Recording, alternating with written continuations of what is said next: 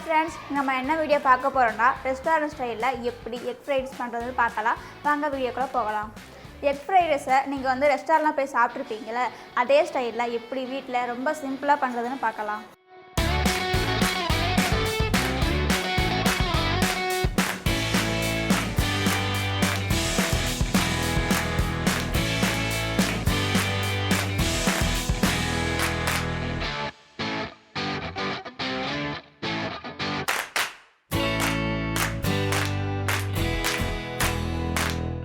இப்போ egg fried ரைஸுக்கு தேவையான பொருட்கள் பார்த்துடலாம். நான் வந்து 2 கப் பாஸ்மதி அரிசியை தண்ணி ஊற்றி ஒரு 1/4 மணி நேரம் ஊற வச்சு தண்ணியை எடுத்து வச்சுருக்கேன். ஒரு 4-5 பீன்ஸ் எடுத்து அதையும் சின்ன சின்ன நறுக்கி வச்சிடணும்.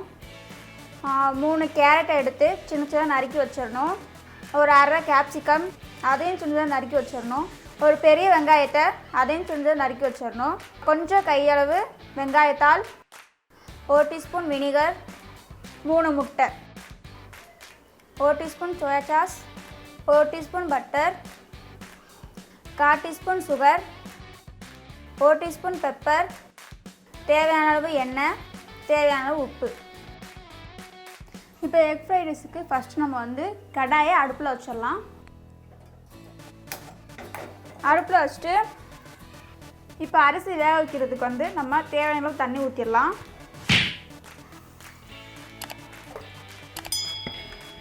தண்ணி நல்லா கொதிக்கணும். கொதிச்சதுக்கு அப்புறம் தான் அரிசியை உள்ளே போடணும். இப்போ மூடி போட்டு மூடிடலாம். தண்ணி கொதிச்சதும் நம்ம வந்து அரிசியை உள்ளே போட்டுடலாம்.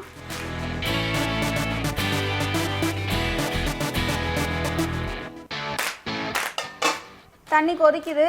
இப்போ நம்ம வந்து அரிசியை போட்டுடலாம். பார்த்து எடுத்து கொஞ்சம் கொஞ்சமாக போடுங்க, ஏன்னா அரிசி உடஞ்சிடும். ஊற வச்ச அரிசி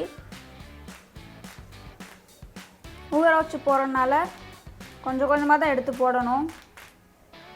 சிம்மில் வச்சுருங்க. சிம்மில் வச்சு மூடி போட்டு மூடி வச்சுருங்க. அரை மணி நேரத்தில் அரிசி வெந்துடும். இப்போ மூடி போட்டு மூடி வச்சிடலாம். நல்லா கொதிக்குது. ஒரு அரை மணி நேரம் ஆகணும். அரை மணி நேரம் ஆயிடுச்சு. இப்போ சாப்பாடு வெந்திருக்கும், பார்க்கலாம்.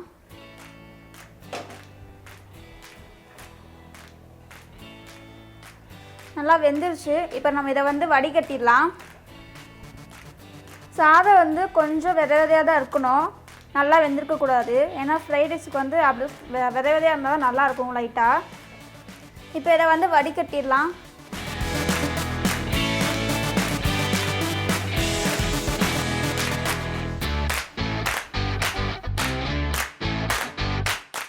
தண்ணி இப்போ நல்லா வடிஞ்சிருச்சு. வடிஞ்சதுக்கப்புறம் ஒரு தட்டில் கொட்டி ஆற வச்சிடலாம். இப்போ அடுத்து வந்து 3 முட்டையை உடச்சி ஒரு கிண்ணத்தில் போட்டு வச்சுக்கணும். இப்போ 3 முட்டையை உடச்சி ஒரு பவுலில் வச்சாச்சு. இப்போ லைட்டாக உப்பு போட்டுடலாம்.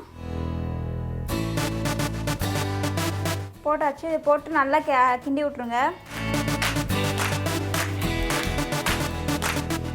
இந்த மாதிரி நல்லா கிளறிக்கணும். இப்போ அடுத்து வந்து நம்ம கடாயை அடுப்பில் வச்சிடலாம். கடாய் சூடாகிடுச்சு. இப்போ நம்ம வந்து முட்டையை ஊற்றிடலாம். சிம்மில் வச்சுக்கோங்க. முட்டை ஊற்றினதுக்கப்புறம் நல்லா கிளறி விட்டுக்கிட்டே இருக்கணும், இல்லைன்னா கறிகிரும், அடி பிடிச்சிரும்.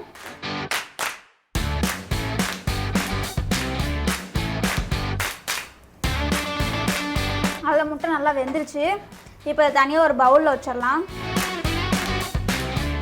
தனியாக ஒரு பவுலில் போட்டுக்கோங்க.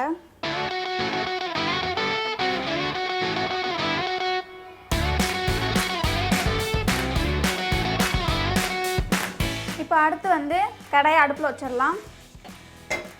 கடாய் சூடானதும் எண்ணெய் ஊற்றிக்கலாம். கடாய் சூடாகிடுச்சு. இப்போ நம்ம வந்து எண்ணெய் ஊற்றிடலாம்.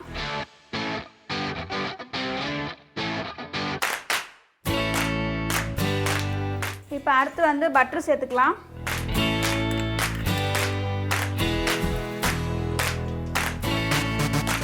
சேர்த்து நல்லா கிளறி விட்டுக்கோங்க. இப்போ நம்ம அடுத்து வந்து வெங்காயம் சேர்த்துக்கலாம்.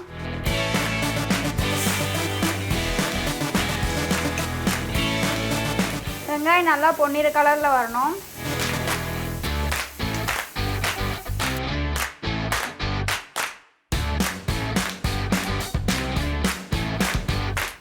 வந்து கேப்சிகம் சேர்த்துக்கலாம்.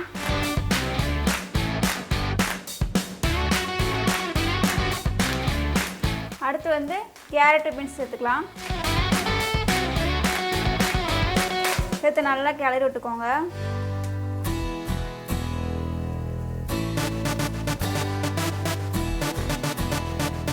ஒரு 1/4 மணி நேரம் மூடி போட்டு மூடி வச்சுருங்க. ஏன்னா கேரட் பீன்ஸும் வேகணும்.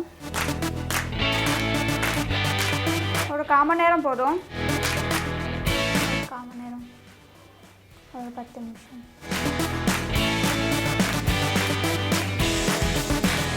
இப்போது காயெல்லாம் வெந்திருக்குன்னு நினைக்கிறேன். பார்க்கலாம். காயெல்லாம் வெந்துருச்சு. இப்போ நம்ம சோறை வந்து இதில் கொட்டிடலாம். சோறு கொட்டியாச்சு. இப்போ நம்ம நல்லா கிளறி விட்டுக்கணும். மெதுவாக கிளறி விடணும், சோறு உடஞ்சிரும். இதை பண்ணும்போது சிம்லேயே தான் வச்சுருக்கணும்.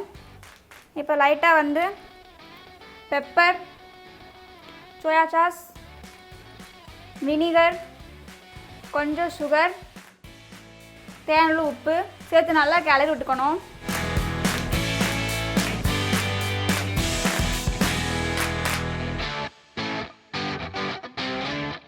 இப்போ நல்லா கிளறியாச்சு.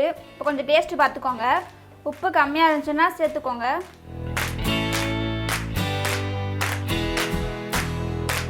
இப்போ நம்ம வந்து எடுத்து வச்சுருக்க முட்டையை சேர்த்துடலாம்.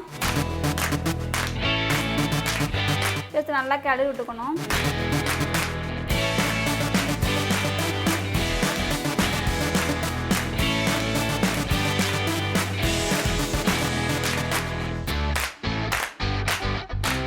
இந்த வீடியோ உங்களுக்கு பிடிச்சிருந்தா மறக்காமல் என்னோடய சேனலை சப்ஸ்கிரைப் பண்ணிடுங்க. பக்கத்தில் இருக்கிற பெல் பட்டன் டச் பண்ணிடுங்க. லைக் பண்ணுங்கள், ஷேர் பண்ணுங்கள், மறக்காமல் கீழே கமெண்ட் பண்ணுங்கள்.